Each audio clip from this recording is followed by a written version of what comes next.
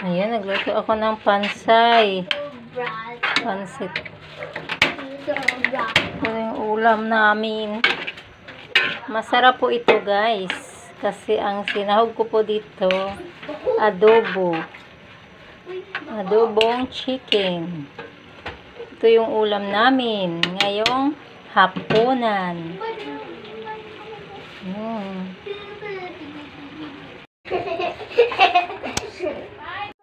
Ayun, guys. Itong tangkay ng kangkong. Lulutuin ko po ito. Tinanggalan ko na po ito ng dahon kasi hinalo ko kanina sa sinigang na ribs. Kaninang tanghalian, di ko po na-videohan kasi lobat po ako. Kaya itong tangkay na to, lulutuin ko ito, gigisahin. Sayang naman po pag itapon. Pwede pa naman itong kainin. Masarap po ito. Nilagyan ko po siya ng isa. Sumupong yung ganun niya po.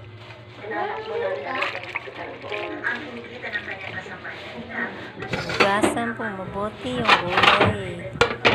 Tatlong hugas ko na po ito para malinis po siya. It's probably weakness ng mga vessels. Yung attachment, nagkadikit-dikit tapos nagkakaroon ng communication between vessels. But Itong ulam namin, guys. Ano ba ito siya? Yung puso ng saging. Ginataang puso ng saging. Lagdag namin sa ulam namin. Yung kangkong at saka yung pansit. Masarap ito. Ayan, guys. Kung saan pinabalak magkaroon ng siya. Sabi ng PCG, wala pang matibay na ebidensya na mga Chinese fishing militia vessels ang nasa likod ng mga wasak na coral reef na ito. Pero nung isang buwan lang, may nagpatagtaw na 33 na Chinese vessels sa Rose para Reef lumambot. at 15 naman sa Sabinasyon. Tangkay siya ng kangkong.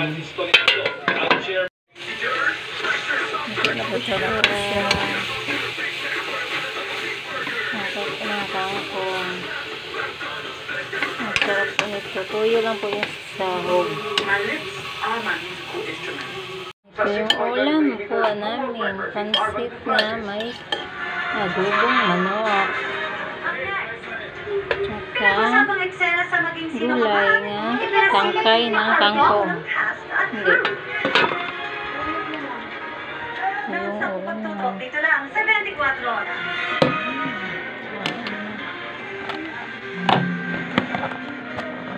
Yung saging na gata.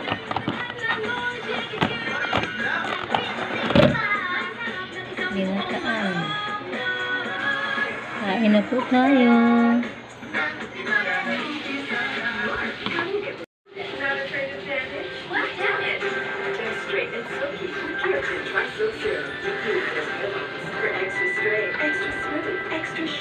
Masarap po yung ulam po namin. Thank you, Lord, sa pagkain.